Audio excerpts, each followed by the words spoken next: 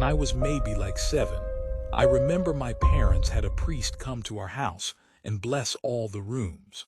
I didn't understand what was going on, and they wouldn't tell me. Around this time, I remember in the middle of the night, sometimes they would turn on all the lights in the house, search around and ask me if I was okay. A few times after they put me to sleep, they would almost close my door, then just sit at the stairs staring at the door. As a kid, I was so confused and would get up to ask them what they were doing, and they would just tell me to go back to sleep. I remember one night my door swung open, and I called for my parents and asked them why they did that to my door. They swore they didn't, but I didn't believe them. I was a kid and thought they were pranking me about opening my door. I also remember him out of nowhere, hanging up a framed picture of an angel with a prayer written on it above my bed.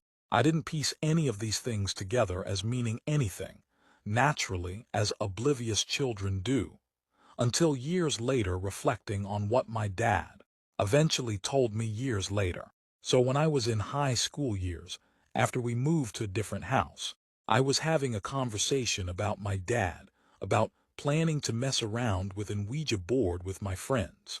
This was when my dad, a very scientific-minded and logical person, surprisingly freaked out and told me not to mess with that. The convo led him to explaining a number of crazy things they experienced when we lived at our old house when I was a child. When they were first moving in and I was a baby, he said that boxes they never touched would be opened. When coming back into the room, and items would be found in places they didn't remember putting them. They just assumed that they forgot opening things and moving their stuff, since moving with a baby is hectic and stressful. Then my parents would be woken up by sounds of people laughing and talking loudly coming from the kitchen. He said there was clanging, and it sounded like people sitting around a campfire. When this first started happening, my dad would wake up pissed, thinking our downstairs neighbors were having a party. So he would run downstairs to find that all the lights were out and the tenants were asleep. It got to the point where he thought they were fucking with him and would bang on the door, and the tenants would answer, clearly woken up from sleep. This would happen for many nights, and my dad would check the street, and nothing. It was a quiet family neighborhood. He thought he was going crazy, but my mom would wake up too and assume the tenants were having late-night parties and get him to ask them to stop, but of course, lights out and no party going on. Eventually, my dad realized we had ghost spirits. It was harmless and they sounded happy, but it was annoying. The last straw was when the ghosts started doing things around me. He said they would completely shut my door when I went to sleep and would find it wide open. At first they thought I was playing kid games and getting up to open the door or not wanting to sleep, but then they would go to me and I was out cold. Hence the times I remember they would sit outside my door watching. Anyways, they called a priest to bless the house, and he went into every room saying a prayer with holy water, and my dad said after that they never experienced anything again. It was a small, unsuspecting bedroom, decorated with soft purple walls, white trim, and a built-in with drawers on either side.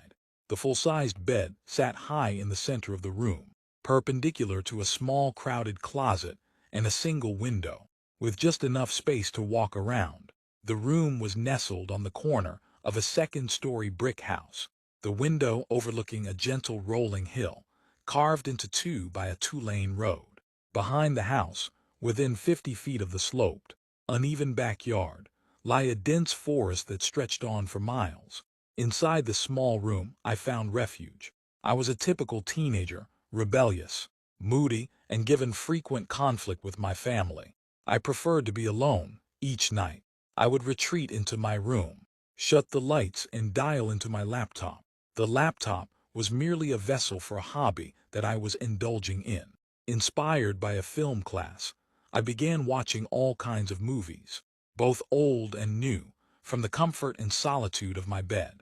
In that dark room, the world seemed to melt away as the screen danced with images of other worlds. Their stories distracted me from the chaos and emotion that simmered inside of me. Weeks passed, and a routine began to take hold. Many times, after leaving the room for a bathroom break or a quest for the perfect snack, I'd discover my cat Emmy must have snuck in behind me. She was a short-haired black cat, impossible to see in the dark behind the screen, but I could feel her jump onto the bed and settle into the corner. One particular night, I retired early, and it was not long into my second film before I felt the familiar weight at the edge of the bed. Smiling, I shifted myself to give her room and nestled back into the sheets, but was abruptly startled by my door whipping open. My mom stared into the room, looking visibly confused. "Did you just walk into your room?" she asked me. "No," I responded hesitantly. "I've been in here for a couple hours." She took several paces into the room, looking around the edges of the bed, and pressed again. "Do you have a friend over?" "No, it's just me and Emmy in here." "Why, what's wrong?" She turned on the light, and I sat up and looked down at my bed to see a large indent, still creased from the weight of her, was empty. I looked to both sides of the room, but she isn't there. Puzzled, I looked back at my mom to see a fearful look in her eyes. "I watched a girl walk into your room. I saw her in the hallway. Are you sure it wasn't you?" "No one is in here." "I'm sure," I answer her. Fear began bubbling up deep inside of me, but I swallow hard to try to force it back down. "Okay, never mind then," my mom says dejectedly and closes the door as swiftly as she opened it. Stunned, I sat quietly in the darkness, illuminated solely by the dim light of my computer. The energy of the room seemed to have shifted. It no longer felt comfortable and safe. I felt scared. Who could she have seen? I wondered, was it real or a trick of the eye? And where did Emmy go? My stomach twisted with anxiety, unsure of what to believe. I took a deep breath and pressed play on the laptop. This will help keep my mind off things, I thought to myself. 10, maybe 20 minutes go by, and I feel the familiar weight press into the edge of the bed. Pausing the movie, I sit up and whisper, "There you are," as I begin reaching for her. My hands pat around the blanket, but I don't feel her. I climb out of the bed to turn on the light when I suddenly realize that my door is closed. She couldn't have gotten in. Eyes wide, I dart to the light and switch it on to find the indent slowly leaving the bed. Emmy isn't in the room. Chills seem to dance across my skin, giving rise to a sea of goosebumps as the realization seeped in. In an instant, I shut the lights back out. Diving back into bed, I slammed my laptop shut and pulled the sheets over my head. I squeezed my eyes shut as I heard my bed creak under the weight of it. Turning my back to the edge, I willed myself to sleep. It can't hurt me if I don't give it the energy, I told myself. My blood ran cold as I felt a hand on my shoulder, tugging me, beckoning me to look at it. The grip seemed to grow stronger, and from the corner of my eye, a dark figure towered over the bed. I whispered over and over for hours for it to leave, that it was not welcome. I whispered until exhaustion won the war versus fear and the world went still. It was the last night I ever stayed in that small, purple room. We called it the toy room.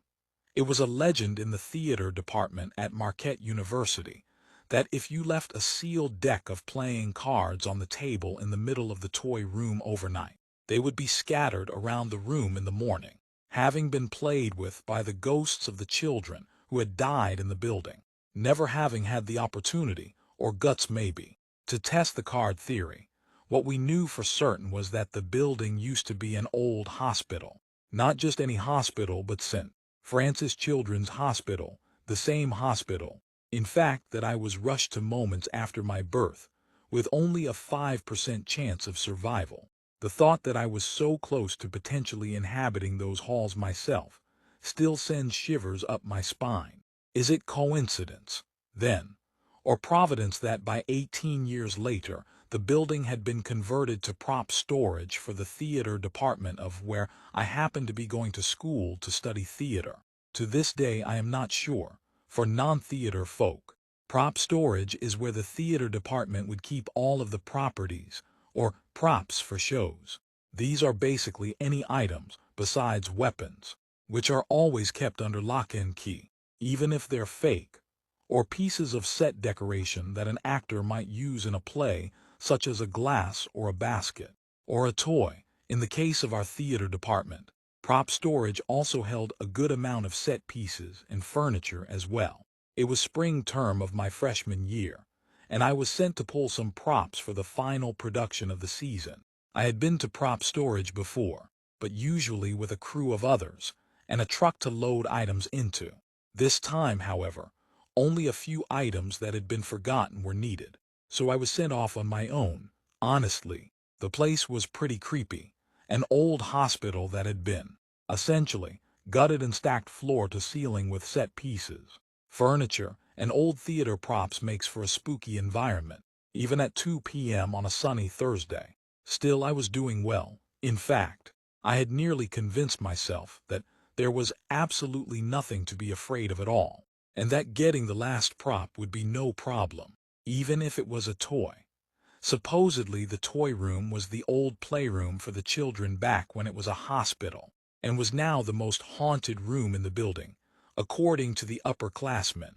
I set down the props I had gathered on the floor, and started looking through the key ring I had been given for the one marked with a T. I was just about to put the key in the lock when I heard, clear as a bell, a child laughing from the other side of the door. I dropped the keys and stepped back, nearly falling. I just stared at the door. Sunlight filtered through the frosted glass of the door from the windows on the other side. No noise. I took a deep breath. I was just scaring myself. There are no ghost children on the other side of the door. I picked up the keys and was about to put the key in the door again when I heard more kids laughing coming from the other side of the door. Nope. I left the props and half sprinted, half flew out of there. I slammed and locked the door behind me, feeling instantly safer in the warm sunlight. I smoked cigarettes at the time and shakily lit one. I began pacing, trying to slow down my heart, which still felt like it was going to explode from the sudden burst of adrenaline. What was I going to tell the others when I came back with no props? That I heard ghost children. They'll think I'm either trying to get attention or that I'm seriously losing it. I didn't care. Neither love nor money could have got me to go back into that building. I had resolved to walk back to the theater, deciding I would come up with the words on the way. As I passed through the alleyway between prop storage and another building, I glanced at the window of the toy room, half expecting to see a pale little face there, but there was nothing. And then I heard it again, children laughing. But it wasn't coming from the toy room. Rather, it was coming from the fenced-in playground area of building across the alley from prop storage, an area I had never really noticed or paid attention to before. The building, apparently, held a daycare for parents at the university, and there were children outside playing. It was their laughter that I heard coming in through the window of the toy room, and which nearly gave me a heart attack. I paused, allowed myself a laugh, finished my smoke, and went back in to get the props I had left behind. I even got the toy.